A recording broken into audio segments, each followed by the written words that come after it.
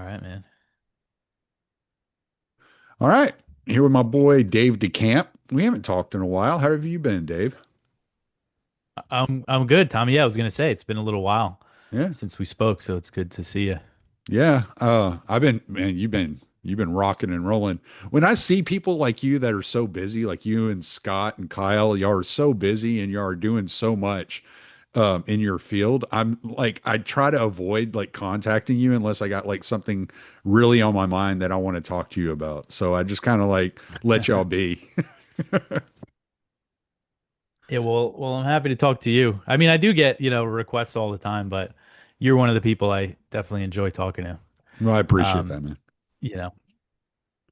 So the last time we spoke, you had actually asked me afterwards about orthodoxy. We talked a little bit about like finding faith and stuff like that. So I just kind of wanted to start there because you ended up becoming Catholic. And what was it Mhm. what was the nail in the coffin? What pushed you in the direction of like, oh, there's something more to this world than the materialist side of things that I see every day. Well, so, it's interesting you bring that up because before this, I was remembering that you actually kind of played a big role in that. Just some of the few things you told me, some of the podcasts and books to check out. And even just praying the Jesus prayer, like you mentioned that to me, and I think it was because of you that I actually started that, Oh, which is pretty cool. And but so I'm a cradle Catholic. I was raised Catholic, and oh, when I was a kid, like a young kid, I was like a pretty faithful Catholic. Like I really believed. I prayed a lot. I prayed the rosary with my mom, like in bed. And I mean, this is like when I was like 10, 11, 12 years old. mhm. And then, when I was in high school, I just completely went away from the faith and kind of lived that way for a while, basically throughout my entire 20s. But I still always believed it was always in the back of my mind. Like whenever anybody asked me, if I believed in God, the answer was yes. And do I believe Mhm. that God became man and was crucified and died and resurrected? And the answer is always yeah. And I remember it feeling like not really wanting to think about that when I was living kind of a life of debauchery. Mhm. Because if that's true, well, I'm not living my life, like it is, and that's not good.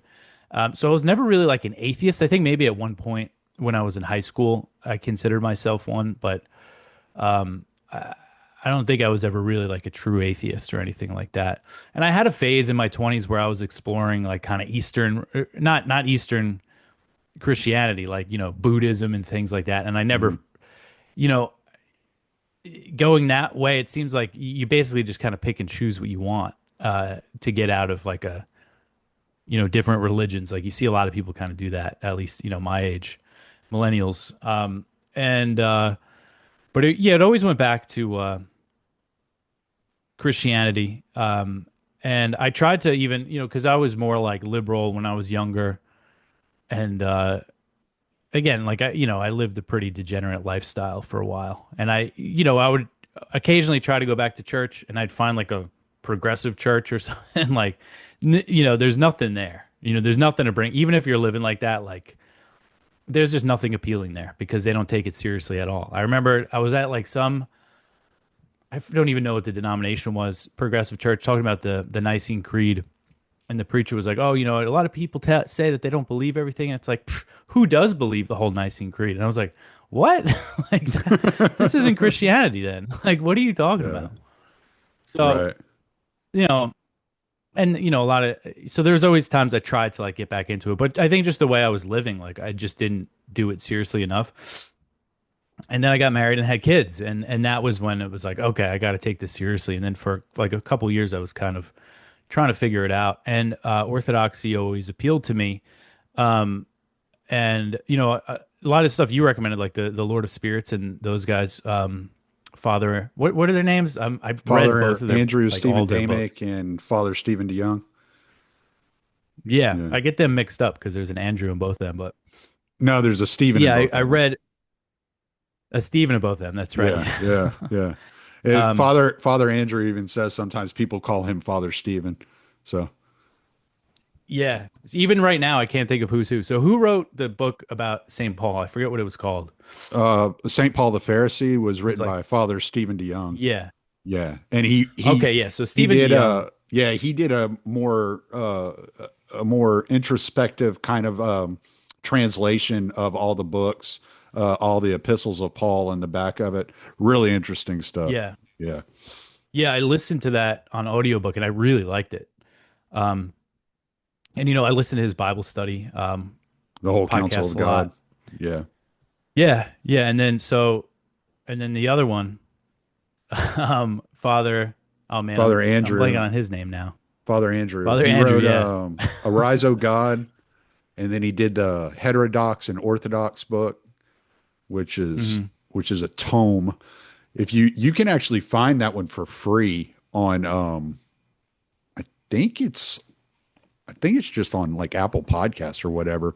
You can find it free as a podcast. It's like 33 Oh wow. like lectures, yeah, of Yeah, heterodox and orthodoxy.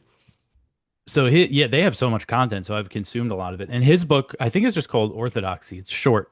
I read it very quickly. Oh, okay. But it was interesting because that was the book that made me decide because there's a lot of people who are Christians and just stay at home and read their Bible, and Mm, figure it out themselves. And then I kind of got into like sedevacantism, like online YouTube, hmm. who are Catholics who believe that like there's an anti-pope and everything, and essentially they just like pray the rosary on Sundays, and that like appealed to me just because I think of my like libertarian like questioning authority background and just like not having to go to a church. But that book convinced me that like no, church is very important, community is Right. very important, Yeah. and that's when I really started going around to the different churches in my area. Where I live in Virginia, there's not many Catholics. There's only a few Catholic churches Mm. within like a 20 to 30 minute drive. And I ended up finding a really good one that's nearby. And it's like I'm one of those people. I remember when I was younger, I like wanted that moment where like that you hear about like when I was reading the Bible and like the words jump out at me and I have this like really spiritual moment, but that just never happened for me. And like I've had significant spiritual breakthroughs, but it's like it's all work. Like it's uh and I think that's because I have the faith. Like I already believe, like Right. so for me it's like it just takes the work. It takes reading and scripture. I read a lot of that's pretty much all I do, like read or listen to, I should say. I mean, I mostly listen to audiobooks these days Right. besides Right. actually reading the Bible. um but there's just so much, especially being Catholic, like there's just so much out there to consume. And when it comes to figuring out like which is the correct church, there's so much to that. And like probably could not do well in like a debate with an Orthodox Christian who knows this stuff better I about the can't either. papacy and things. Yeah. I mean, the thing is like this stuff takes time to like We really I'm understand not it.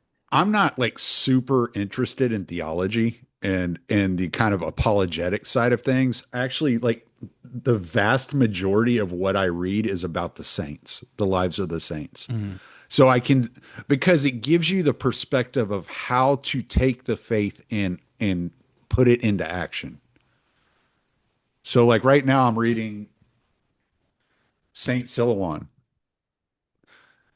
And so I'm reading on Saint Silouan the Athonite. This is the second time I've been through this book, and it's like it's this monk, and he's just telling you, he's like, this is what the faith is, and this is how you put it into action in your daily life. And that's what I really need. I don't need to get online and argue with people. I'll just get irritated. That's not good for me. Mhm. Yeah, I mean, it's the same for me. I was kind of going that route. Not that I like really engage in this online with other people, but for a while, like that was my focus, like the apologetic stuff. But yeah, I moved away from that, and it's similar. I mean, right now I'm reading The Imitation of Christ, Mm, and that's basically the same thing. Like, and it's very, it's one of those books. It's like the Gospels. It's like the Beatitudes. You read them, and you're like, oh man, I really gotta, do better in my life. right. Um, and but yeah, and yeah, so when it comes to, and I also just feel like I'm in the right place in my church. I really like being a Roman Catholic, like a Western Yeah. Catholic. Yeah. The so There's something you culturally know, appropriate about that, you know? And yeah, I remember hearing it was Father Andrew actually. It was a couple of episodes ago on Lord of Spirits. He had made a comment about how he's seen people that go and read the exact same literature, the exact same church fathers, and come to two different conclusions. Like the Spirit of God speaks to each of us in different ways. And I'm not the type of person to sit there and like you're doing it wrong because I'm just a scumbag truck driver yeah, that's lived like a very, very debauched life. I don't have any right pointing my finger at anybody. dude, it's the same with me. And like I do think like I really like Eastern Orthodoxy. And I have a lot of respect for it. Like it's apostolic Christianity. They have the sacraments, the Eucharist, which I think is like everything. I think that Hmm. is kind of the most important thing when it comes to Right. our faith. And I'll get in my mind about Protestants and stuff. And I have a neighbor who's a Baptist, super faithful person who just knows like so much more than me. And Mhm. whenever I talk to him, their family, like they're such faithful people who love God, who they live very good lives. So it's like, who am I to Right. go lecture them about like you know their faith? Right. So yeah, it's I think this stuff is important. These conversations, especially different between Protestantism and Orthodox Christianity. But at the same time, it's like, as you said, who am I? Like I'm such like a novice at all of this that Yeah. it's just not my place to tell anybody what to do. But I would encourage people to go in our direction, but who are entering the faith and everything. Yeah, I mean, if you notice, like a lot of the stuff I'm putting out right now, especially on like my Substack and my YouTube, I'm just reading. I'm not even like telling people what I think about what I'm reading. I'm just reading. I'm reading Lives of the Saints. I'm reading, teachings of the 12 apostles. And that I'm just reading because I don't feel like I'm qualified to give you a breakdown of it. It's like, here's the literature. Here's the prologue of Orid. We have a daily devotional, the prologue of Orid every day. And it gives you like two, three, four lives of saints and a contemplation, um, and a homily every day. And it's like, okay, here it is. That's how I start my day. There it is. Here it is. And I'm not going to sit there and like give you some sort of wild breakdown on what I think about what is being said. I'm not the one to distinguish this. This was written by a saint. Like, who am I?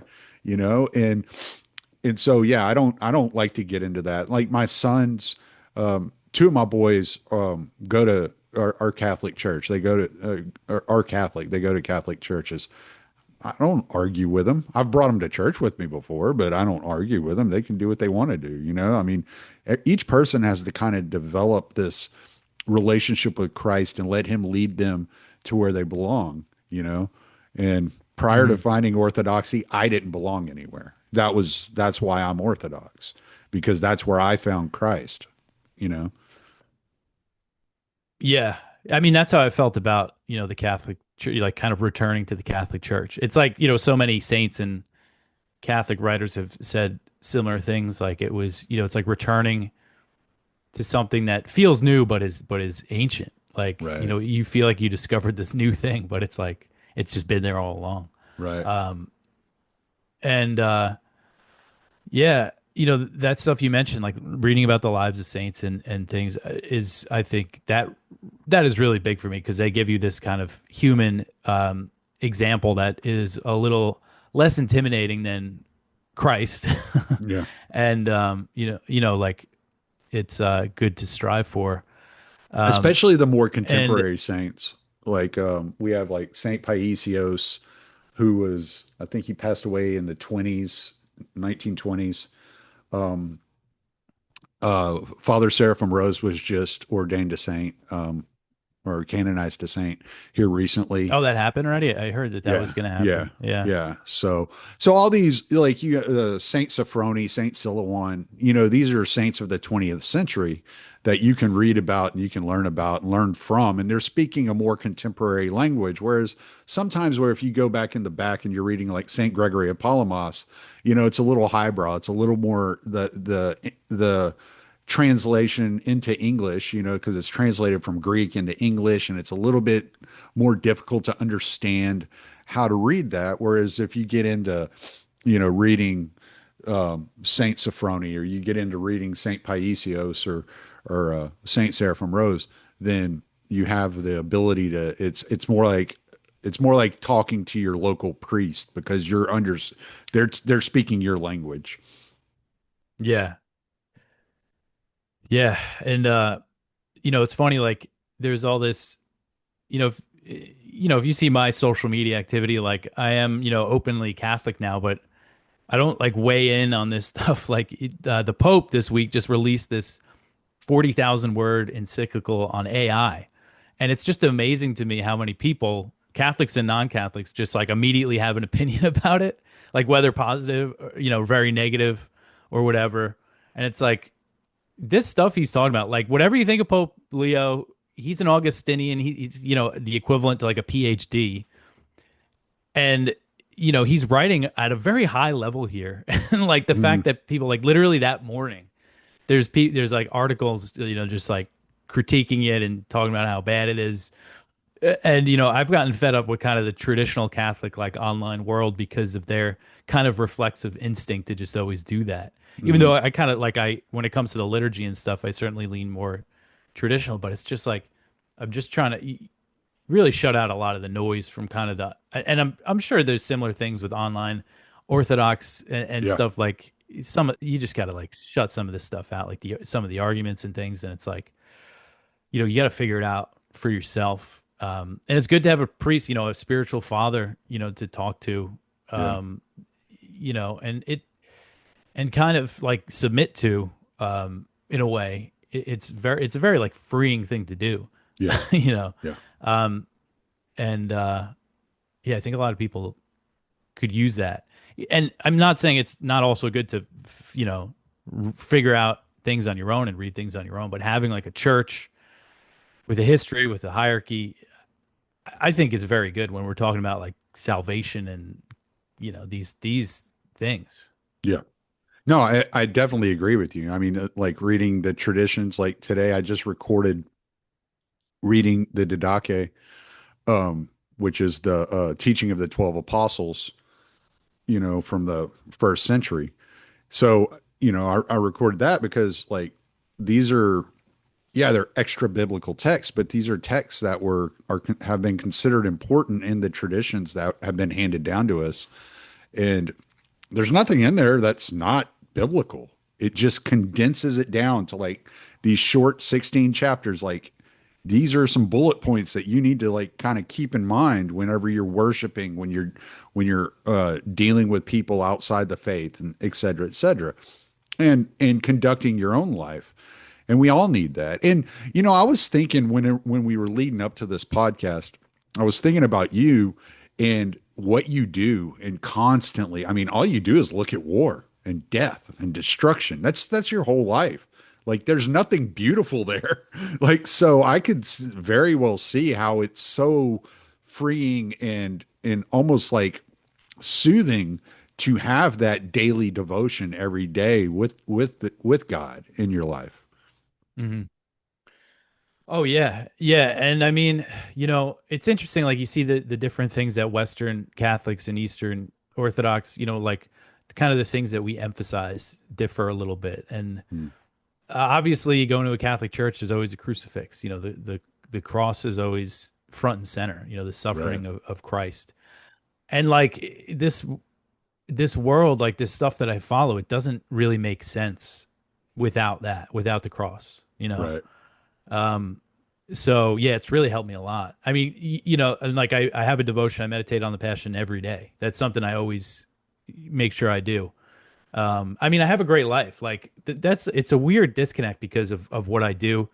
I live out in the country with my wife and three little kids, and like we just have a beautiful little life here. And I mean, Mm, that's one reason why I'm anti-war, like in the political sense, is that we don't need to be involved in these foreign conflicts, and there's a chance that these things could really come home, especially as technology develops, right. and bring war here. Where I have this beautiful, peaceful life.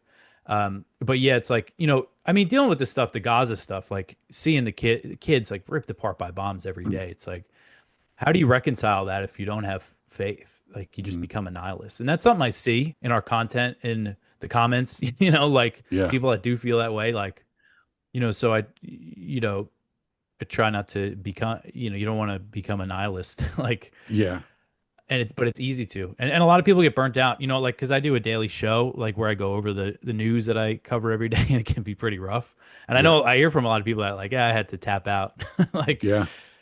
listen to that because it is easy for especially Americans to just be like, I'm just not gonna worry about that stuff. I can't change it anyway, which I understand, but anyway, When Lent came but around, I completely backed out of news, like for Lent. And I was like, I'm not doing any news. I'm focusing on Lent and my faith and fasting and prayer. And so I drive all day. I'm still a truck driver, so I drive all day. So I usually have something playing in the background, and I went and deleted like my subscriptions to almost every news, site, and just replaced it with, different priests giving sermons, and homilies and teaching and et cetera, et cetera, et cetera, audiobooks, whatever. I would find something to do. I even found there were days where I would leave the house and I would turn on the New Testament and I would just all day long, I was just listening to the New Testament as I'm driving around doing my job, just to have that like touch of spirituality in my life and not be distracted by all the horrors that we're faced with. And so I'm very behind on news. I have no idea what's going on right now. I haven't because I just didn't go back to it. I was like, I really enjoy my days going through listening to, you know, the the the biblical teachings and books by Saint John of Damascus or whatever. And that's what I'm enjoying doing. I haven't even picked up the news. I have no idea what's going on. I know I see your headlines pop up every morning in my email, and I kind of like, oh, okay. And that's about the extent of me yeah, paying it's still attention to the bad. news. Yeah, I was like, oh, this is still Yeah. happening. Okay. But Scott made a comment the Well, other day. So I was in Austin last weekend. Yeah, it was last no weekend. Yeah, I don't know, weekend before. And I went and hung out with Scott, saw Buck and all that. And he made a comment that you are the only person covering Somalia right now. yeah. What's going on in Somalia? Is this still connected to Obama? It's connected to George W. Bush. It's the Oh, it same started. war that he Okay. started. Yeah. I Okay. mean, because you could trace U.S. intervention in Somalia back, decades and even before like the Black Hawk Down in the early 90s. But Right. the current war, like post 9/11, essentially what happened, the Bush administration backed these warlords in Somalia that were the same people that the U.S. fought against in the Battle of Mogadishu. It was Hmm. literally one of them was like the child of one of them. But back them against, in the name of the war on terror against these Islamic groups, these Islamist groups. And then the Islamic groups got together and kind of kicked them out of Mogadishu. And then the U.S., this is in 2006, the U.S. backed an Ethiopian invasion to get rid of the Muslim coalition and, essentially installed like a foreign backed government. And then the kind of the radical offshoot of the Muslims that they took out of power was Al Shabaab, which Hmm. is the same group that the U.S. is fighting and drone bombing today. And now there's an ISIS offshoot that started in 2015. So it's actually two wars basically in northeast Somalia against the ISIS affiliate. And in southern Somalia, and the U.S. under Trump has been launching record. He shattered all the records for the number of U.S. airstrikes in Somalia like each year. So it's just kind of one of these. It's like a holdover of kind of the terror wars that most people are not aware of is happening. And I've basically relied on what U.S. Africa Command says in their press releases, which Hmm. do not get picked up basically anywhere else. I mean, I've had Somali media, reprint my articles. I've gone because there's Somali news sites that I check that do have some stuff, and there's been times I go on there, I'm like, oh, they're actually covering U.S. airstrikes, and I click, and it's just like a reprint of my article. Like, Oh, man, wow. like there's no coverage of it. And now recently, this is just the last month, AFRICOM hasn't announced an airstrike in a while, but there's all these reports in Somali media now that civilians are being killed in recent airstrikes. So I'm wondering if they're just not announcing it, or if the UAE and Turkey have also been known to launch airstrikes in Somalia, on the same side as the U.S. So that could Right, be them. right. But so something I'm actually going to try to figure out today when we're done. But it is kind of incredible how it's a record. And according to the numbers, this group that tracks the airstrikes, I think there's a little caveat because we don't really know exactly how many Bush launched during the 2006 Ethiopian invasion. But Mm. according to these numbers, last year the U.S. launched more airstrikes in Somalia than were launched under George W. Bush, Obama, and Biden combined. Jeez. They've like really escalated this thing, and there's no sign like all the other stuff from the Pentagon is that the violence, by Al Shabaab and ISIS has also gone up. So there's like no indication that this is helping anything. Um, but yeah, so that goes on. It's just it's amazing. It's like how long can you bomb a country before you're just like, okay, I think they get the point. You know, like it's it's insane. Yeah, and it's in support of this government in Mogadishu that really has no control over the country because Somalia, like they're like a clan-based society, like they're naturally kind of decentralized, Right. and they're just trying to like impose this federal government on the whole country. And like the for the most part, what the local governments want is like federalism, basically, you know, under the country of Somalia, but a lot, doing kind of their own thing. But Well, that's what so it's happened with like, Somaliland, right? It was kind of like this break off group that just kind of basically like we're our own country, like whatever, y'all just leave us yeah. alone. That deal. Yeah. Hmm. Yeah. And the only country that's recognized them now is Israel. They did that last year. Or was that maybe There this was year? there's a guy I'd run into last year. I cannot think of his name. I'll try to find him for you and send you his stuff. But he's really interesting, and he talks about he's from Africa. I think he was from Ghana, I think. But he talks about like the problems in Africa and like why what the issues in Africa are. And a lot of people want to blame colonialism and this, that, and the other. And he goes, like, look, man, he goes, we wouldn't be any better off if the white people would have never come. He goes, that's not our issue. He goes, our issue is that you have like just say the country of like Congo, you have 49 different tribes trying to live under the banner of one country. And these tribes have been warring for thousands of years. They don't get along. They never have gotten along. They never will get along. You cannot expect them. So his whole thing is kind of like that whole idea of federalism within the nation lines, and saying, Mhm. look, let us have our own like little governments, our own little townships, and we'll have our tribes people, our like leaders of our tribes come together and work together as as tribes and kind of keep the sectarian nature of these warring tribes separated. Yeah, yeah. I mean, that sounds like a good idea to me. And it's like you see the government in Somalia, which, as I understand, I mean, I'm not an expert on Somalia or anything, but outside of Mogadishu, they're viewed as, like a foreign government, Mm. basically, because they are backed by African Union, the EU, and the US. I mean, that's how I view And you'll see, DC. like So recently, yeah, yeah, a couple years ago, they went on an offensive against Al Shabaab, and some of the clans, fought with them. But right. then, because of some other issues, the clans turned against the government, and now they're like fighting against them on top of Al Shabaab, and it's just like a whole mess. And it just goes on. Like there's just no sign that this war is gonna if they just keep going in this direction that it's going to get any better there. Right. And how about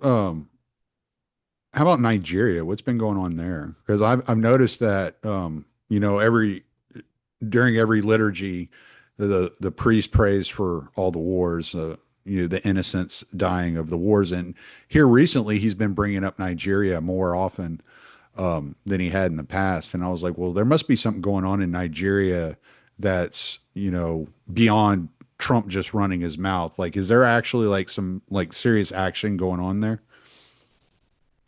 Yeah, yeah. I mean, and there has been for a while. I mean, Nigeria, there's kind of like different conflicts within Nigeria, Mhm. and it's a big country. I think the population's like over 200 million, and it's half Christian and half Muslim.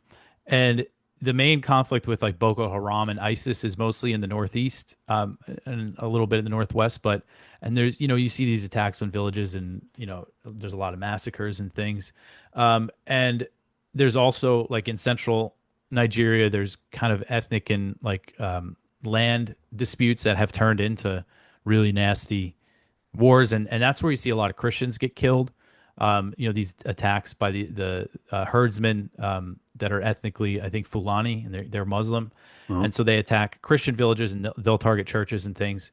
And then there's also a lot of like banditry, when a lot of these kidnappings are these groups, bandit groups, just trying to get ransoms and things. So it's like a lot of different things happening, and kind of the narrative that Trump was putting out there of like the Christian genocide, mhm. um, gave like kind of a false notion, I think, of what was going on. I mean, the narrative basically that like Fox News was going with is that there's a genocide against Christians in Nigeria, and the government is supporting it, which just isn't true. And in the areas that Boko Haram and the ISIS affiliates are most active, they kill a lot of Muslims as well. And it's mostly Muslims that live in those areas. So to kind of boil it down to that, like I think, I don't. There's an argument to be made that there is an attempted genocide against Christians happening in parts of Nigeria, but then there's other disputes and things causing it as well. It's not just that. Is And so Boko Haram? I was just sorry. I was just curious. Is Boko Haram and ISIS fighting against each other? Because it seems they've like split. yeah, because it doesn't seem like ISIS has been very active in Africa at all. Because Boko Haram kind of like had that territory, had that continent pretty much under wraps. I mean, I remember hearing of activity of Boko Haram in Namibia a few years ago. So it just seems Well, odd. ISIS being there, interacting in Africa. when ISIS first showed up, and I think there's a lot of money pouring in, Mhm. from the Gulf Arab states, probably. Boko Haram like declared that loyalty to ISIS, so they became like an ISIS Oh, affiliate, but okay, then they okay, split. Um, I forget what year. Nigeria is not my. I yeah, don't know yeah, too. yeah, All the details, but I know at one point then they split, and there has been clashes between ISIS. It's called ISWAP, ISIS in West Africa. ISIS, well, it's not ISIS, Islamic State West Africa yeah, yeah, province. yeah. ISWAP, and there's been like some clashes. It's not like they're at war, but with these groups, there's usually some sort of clashes. And then so it's kind of like both. It's both now, and I believe the ISWAP leader was a former Boko Haram guy. They claim to kill some big ISIS leader there in Nigeria with recent U.S. airstrikes. So that's the other thing, is that the U.S. just started bombing Nigeria directly. So the U.S. has supported the government for a long time. And Trump decided to do it on Christmas Day. I don't know if you remember that. they Yes, I do. I do. Yeah, that was one thing, we were talking about before about turning the news off. So I'm pretty good at separating things, like my work day. Uh in the morning when I wake up, I usually just check things out, make sure there's nothing major. But my work day starts at 12 o'clock noon because I work late. So like in the mornings, I'm just kind of tuned out. And then on my days off, sometimes I don't even look at the news. So I remember on Christmas, it was like Christmas night. I just happened to pull out my phone and just see what was happening. And I saw that. And it makes me like extra pissed off, Mm. both because I'm against war and also it's my day off. Yeah. But But so this was, as I understand, he fired, it was a U.S. warship in the Gulf of Guinea fired Tomahawk missiles into northwestern Nigeria, supposedly targeting an ISIS affiliate there. But it was never confirmed like what if there were casualties or what. But some missiles fell on villages very far from there, and thank God nobody was killed. But it just goes to show like that, if you have the U.S. intervening in the name of defending the Christians, and then they end up killing civilians in airstrikes, like isn't that just going to create more animosity against the Christians? I mean, Right, right. it's just like, like I understand, because I'm Catholic and I've followed Catholic media for a while, even before kind of my reversion. And I've always been aware of this really bad situation because it's a lot of Catholic communities and Mm, churches and priests get kidnapped all the time. right. But like, do you think the solution to that is like a U.S. drone war? Like, how have those gone? Um, they're all still going on basically, except for like Pakistan, obviously Afghanistan. But look what happened there. Like, you know, did that turn out well? But it's just, I just can't think of a worse prescription for the problem than, and Nigeria too. They're notorious. The government, they're notorious for killing a lot of civilians in their airstrikes. There some instances Right. where they've killed hundreds, Yeah. and including recent incidents. So it's just like, it's just a mess, and I think it's just going to become more of a mess with this kind of escalation from the U.S. and the Nigerian government. Well, how about okay, so we're gonna go east now. Let's talk about Syria and what's been going on in Syria since we have ISIS running the country now in Syria. I had heard that now this was probably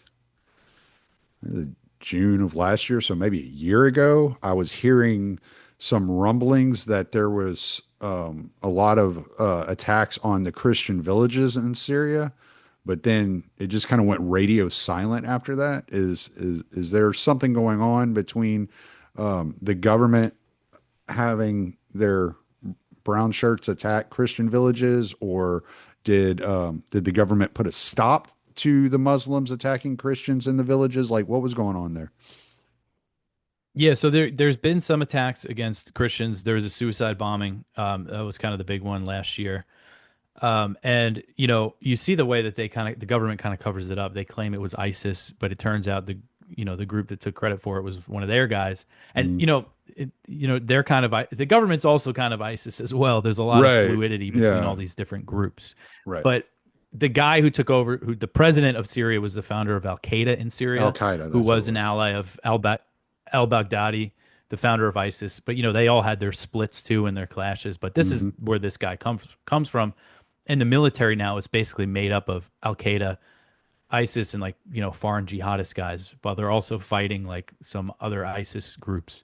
Um, but so there was a suicide bombing, and then I forget exactly what happened. I remember recently, a few months ago, there was some attacks on Christians, not so much from like the military, but from Muslims. Mm, In one of the villages where there's a lot of tensions, and we haven't seen. We saw mass executions of civilians by the new government, but that was mostly against the Alawites in Western Syria because right. Assad was an Alawite. So there's a lot of animosity there. And I mean, like, these guys are taking people out back, putting them on their knees and shooting them in the head and then Right. posting it on like Telegram.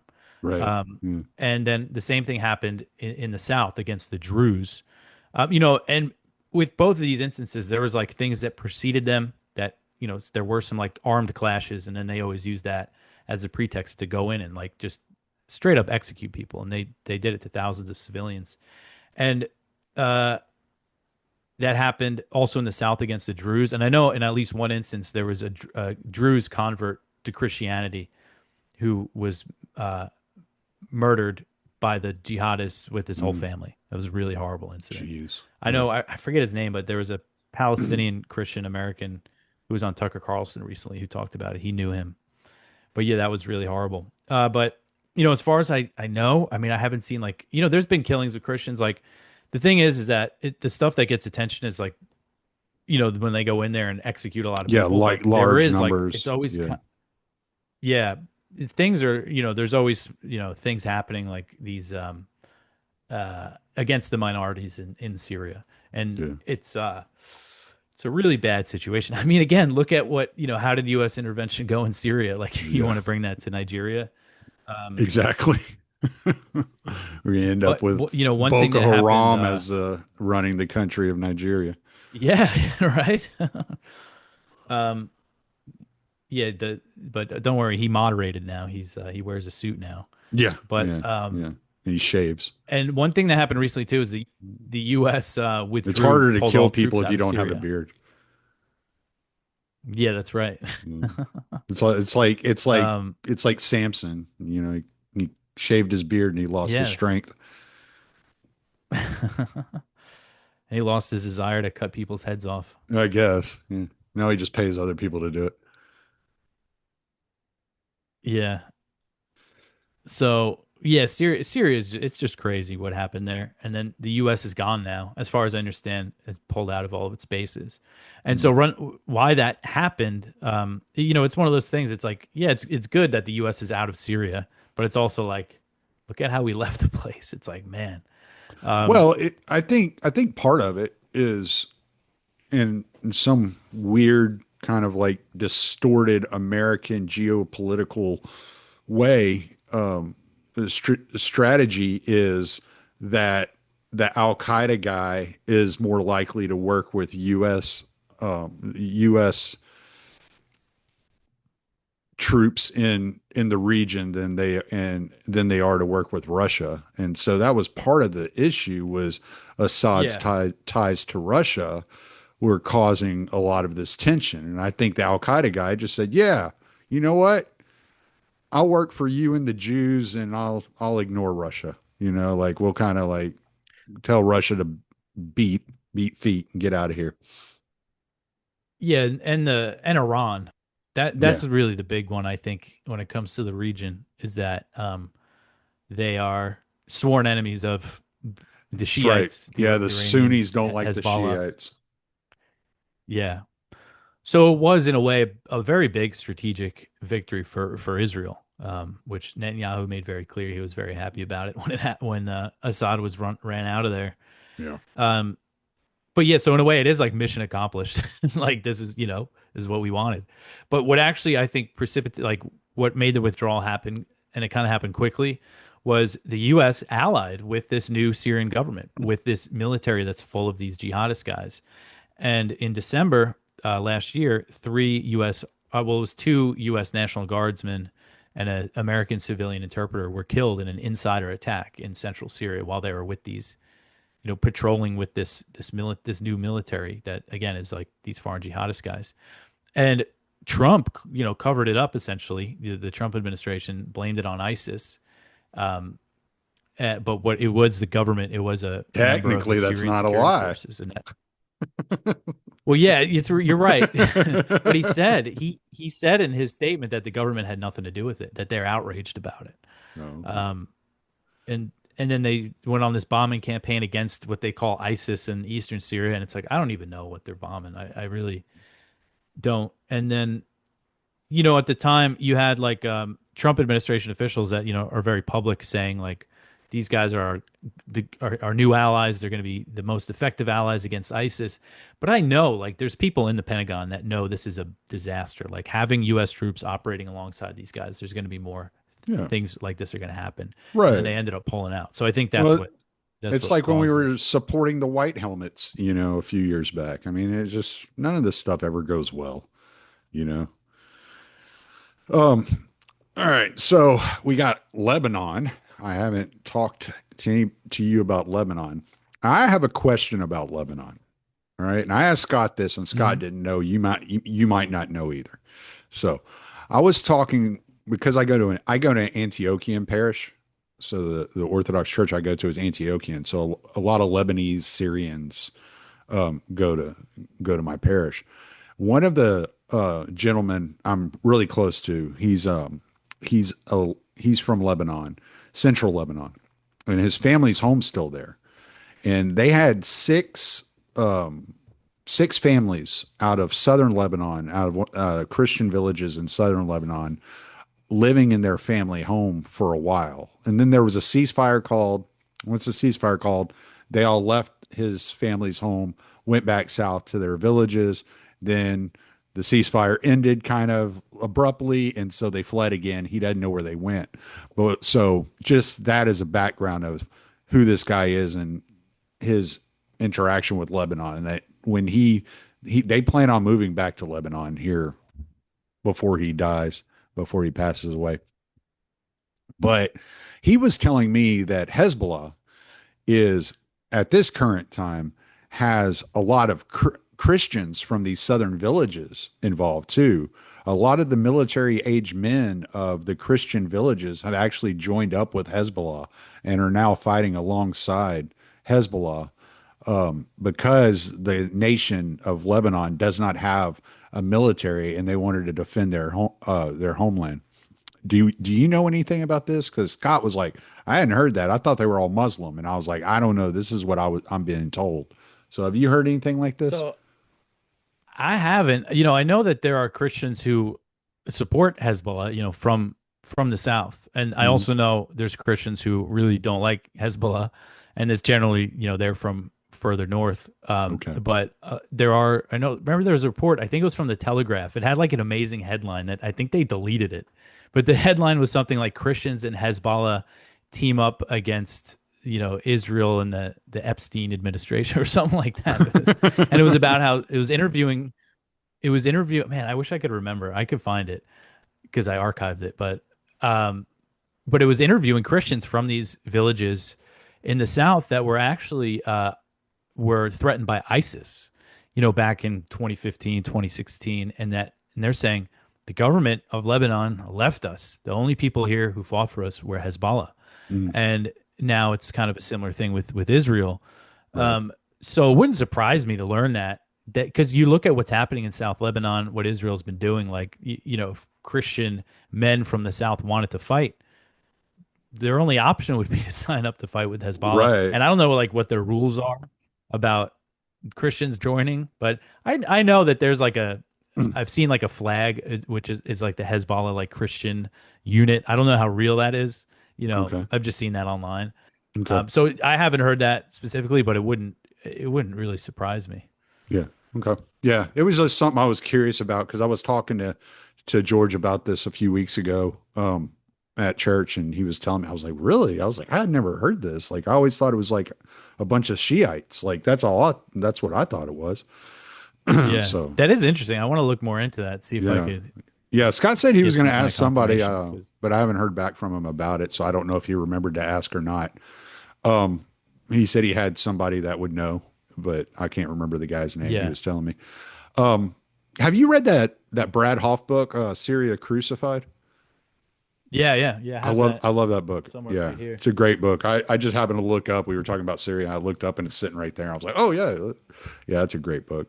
Okay, what's going on in Lebanon? Is there still a ceasefire? I heard that this quote unquote peace deal that was to never become maybe kind of sort of happening um, had put restrictions on Israel's interactions with Lebanon and what they were able to do. Is there actually a ceasefire in Lebanon? Is Israel still attacking Lebanon? What's happening there? Yeah, there's no ceasefire in Lebanon. They said that they agreed to one last month, but it was never real. Because since the war with Iran started, Israel invaded Lebanon further.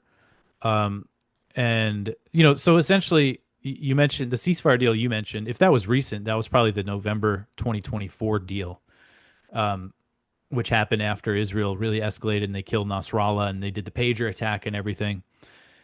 And then there was a deal signed between Israel, Lebanon, and Hezbollah in November 2024, No, and I'm Biden thinking gave about Israel this. like a side. I'm thinking about this Iran deal. I had read somewhere that Yeah. I had seen like a headline that said Oh that. no, you're right about that. Okay, okay. I mean, what you're talking about, your friend from church saying like the family going back Oh, south oh when yeah, there was a yeah, yeah, ceasefire. yeah, yeah, Yeah, I probably wasn't specific, but that's probably this ceasefire deal that he was talking about because there was a big de-escalation, but Israel did continue attacks in Lebanon and they killed a few hundred people from yeah. November 2024 until the war with Iran started. And throughout that whole time, Hezbollah did not fire back once. But then on March 2nd, after Israel killed Khamenei, the Iranian supreme leader, Hezbollah fired some rockets into Israel. And then Israel used that, as the pretext to really escalate, and they invaded further because they never actually pulled fully out of South Lebanon, even though it was required under the ceasefire deal. So they Right. invaded further, blew, and started really bombing. I mean, they've killed thousands, over 3,000 people in the tiny country of Lebanon since March 2nd.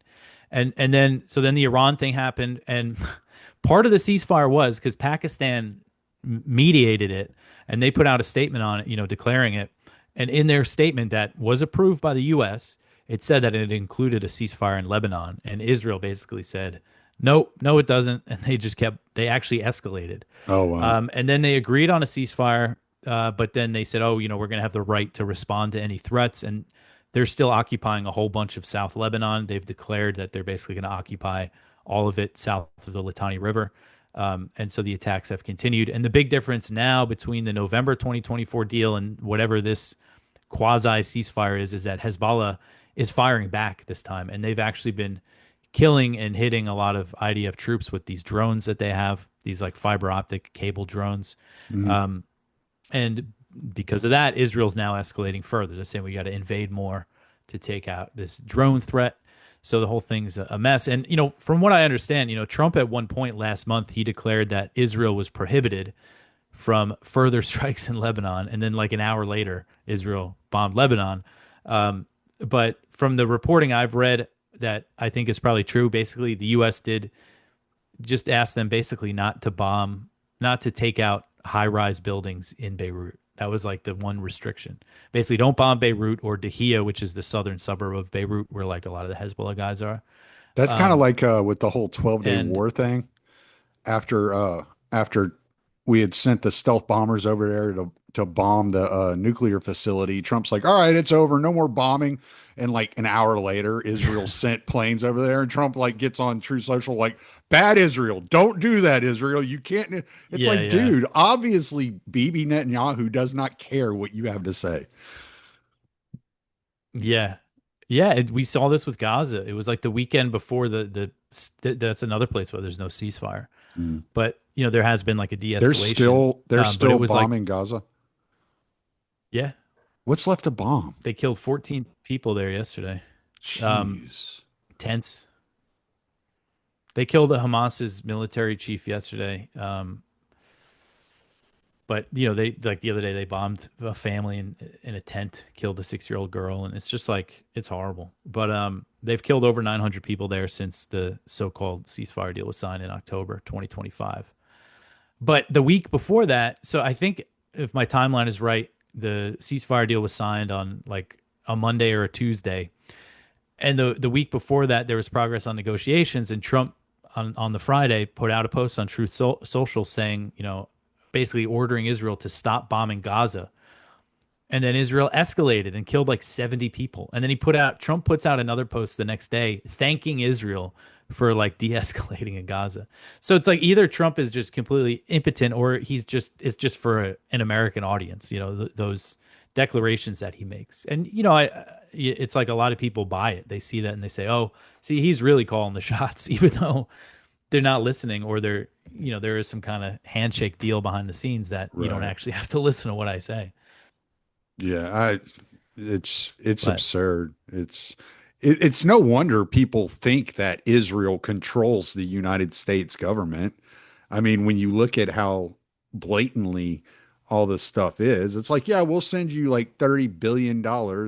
No, don't bomb them. Oh, damn, they're bombing them. It's like it's like Lucy with the football, man. It's crazy. All right. and Well, the State Department's like just one more thing. The State Department's official justification for the Iran war is that it was launched at the request of Israel and in the mhm. collective self-defense of Israel. And then they also added and in the self-defense of US forces in the region, but it's like, come on. Yeah, what like was it? Marco Rubio it's just said, crazy. like, we knew Israel was going to bomb Iran. So, in order to protect our military bases, we went ahead and preemptively struck Iran. We joined in. Yeah. I was Yeah. like, what? Why don't you just bomb Israel? Because it seems like they're the problem here. Yeah. Yeah. Yeah, it's really crazy. All right. So what's going on with Iran right now? Is there going to be a peace deal? I see headlines like once a week that there's a peace deal imminent, and then a couple of days later I see, oh, never mind. You know. So what's Yeah. happening with the whole idea of a So, peace deal? I mean, it's tough to know. I've basically just started to just ignore those reports about like a deal is imminent because there's so many of them were coming out, and it was clearly they're trying to like calm the markets and things and lower the price of oil. Like the timing of some of this stuff, it was obviously like aimed at market manipulation. Yeah. But then over the weekend, there's again all it's like tough to ignore when it's like my job is to follow the news. So there's all these reports over the weekend that a deal is imminent, both from U.S. and Iranian sources. And then it all kind of falls apart on Sunday. Trump adds this new demand that like the Abraham Accords must be expanded, Saudi Arabia must normalize with Israel. Like I think what he's doing is because Israel doesn't like the deal, he's trying to give Israel an incentive to agree, but by adding this condition that's just not going to, just by complicating everything. So I have no idea. Like, and then on Monday, the U.S. bombed Iran again. They said it was self defense strikes, which is, I mean, again, it's just like laughable. But the state of So things now is, obviously the U.S. is Iran's still going to enforcing. retaliate. So Yeah, I think Iran is still leaving room for negotiations. They said they shot down a U.S. Reaper drone and things, but saying that they will respond. I think they might be waiting, and I think Trump also might be waiting until the Hajj is over because that's happening this week in Saudi Arabia, and mm, I don't think either side wants to be. The Saudis have probably told Trump that if you're going to restart this war, wait until like the pilgrims are gone, yeah. because that would be a nightmare for Saudi Arabia and also Iran. I mean, they don't want to be responsible for they don't want to be firing drones and missiles into Saudi Arabia when Well, and all the Hajj is happening. Trump's buddy Dana White's calling him, going, "Dude, we have UFC events in Abu Dhabi coming up pretty soon. You need to Yeah, cut this shit out." yeah. It is crazy what has happened. Like I still kind of can't believe it that this war actually started. Yeah. Um, Yeah, I mean, but I now it's was funny. It dead seems set like up to the day before. I was telling Kyle Matovic, I was like, dude, no one's bombing Iran. And then I wake up the next morning and it's like, yeah, US bombed Iran. And I texted Kyle and I said, well, I was wrong. yeah, So it's yeah, it's that's the crazy. thing. So I was right. I thought this war was going to happen in the months before the current Mhm. war. I was pretty convinced, even though it was like so crazy to do. But I think maybe the June 2025 war, I was like kind of my head. It's like, no way is he actually going to start a war with Iran, even though there's all these signs leading to it. But I was basically convinced at the end of that war that it was going to happen again because Israel Right. didn't achieve its goals and they still haven't, but they took a worse beating this time. Well, But without the US putting troops on the ground in Iran and actually fighting a ground war, Israel will never achieve its goals. It needs us to commit our military troops to the ground in Iran in order to achieve its goals. And it's not, I don't think that's going to happen. Now, I could wake up tomorrow like before and say, oh, well, crap, I just put my foot in my mouth again. But I just don't see that as a possibility. I don't think Trump has any, I don't think he's willing to go that far.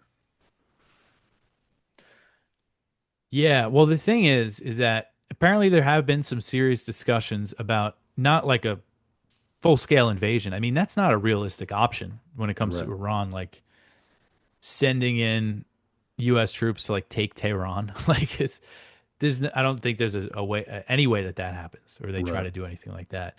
But the things that they've talked about are like seizing islands in the Persian Gulf, seizing ports, or potentially going in and getting like the enriched uranium that's buried under the rubble. I've heard Um, that. I heard they but tried those that. aren't like, Did they yeah, I don't use think they did. they see what I had heard was they had used the excuse of either a helicopter or a plane going down in Iran territory to send in special forces, like a unit of like 20 Green Berets or something. And they were trying to make their way to the facility to retract some of it. I don't know. I don't know how true that is. Yeah, I kind of heard it and I yeah, was just like, oh, these guys are idiots and just went on about my business. yeah. I mean, maybe there's some evidence of something attempt like that, but as far as I know, there's not really enough to say that's what happened there. That Okay. it wasn't, the rescue mission that they claimed it to be.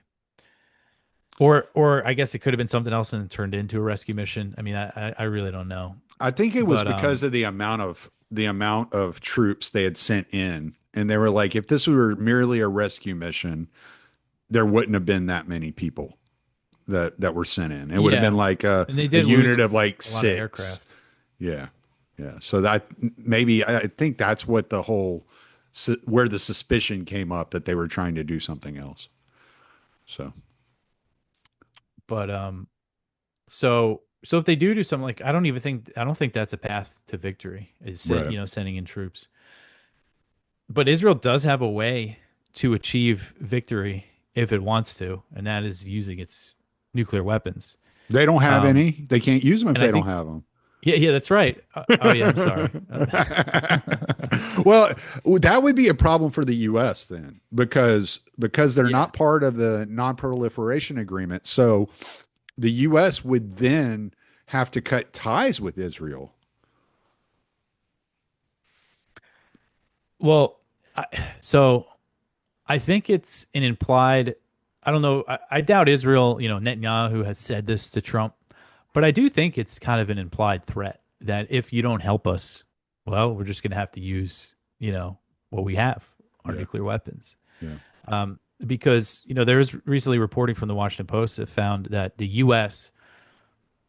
You know, I don't know if people understand like how much Israel relies on the U.S. It's not just about military aid and giving them weapons, but it's also about physically defending Israel from Iranian missiles and drones. And even then, a lot got through. But the U.S. used more munitions from U.S. warships in the region, air defenses actually in Israel and in other parts of the region.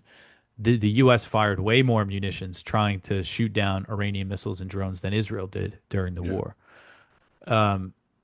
So Israel can't fight this war on its own unless it, decides to use nukes. And even then, like, Iran, if they just lit up Israel, like with all their missiles, I mean, that would be, pretty major. All right, man. Well, it's been an hour. I'm going to let you go. I know you got a bunch of work to do, and I've given you things to research, and because I don't think you work hard enough, you need more stuff to do. But plug anything you want to plug. Yeah, read antiwar.com. I'm the news editor there, so I cover the news, like kind of short news stories that I write every day. And I also have a podcast called Anti-War News with Dave DeCamp, which is me. And that's Yep. you can watch it on YouTube or Rumble or I post it on X. And also most people listen to the podcast, wherever you listen to podcasts. It's like a daily update on the US foreign policy and Yeah, it's wars and usually stuff. about 25, 30 And that's about minutes. it. Just information like you got today without all the jibber jabber from me. So, Well, I enjoyed talking to you about, the the faith and everything. I think it's fun to talk about. yeah, It switches things We'll up. we'll do that again and we'll expand on that some more and we'll dig down deeper next time maybe. I just kind of wanted to touch on Yeah, let's do I it. think it's important for people to see how these jobs that you guys are doing out there affect you not only emotionally but spiritually and how important having that spiritual life connected to Christ is important to y'all. Yeah, yeah. It's very. I can't imagine life without it now. Um, Yeah. you know. All right. Well, I'm going to stop this podcast and we will say our goodbyes.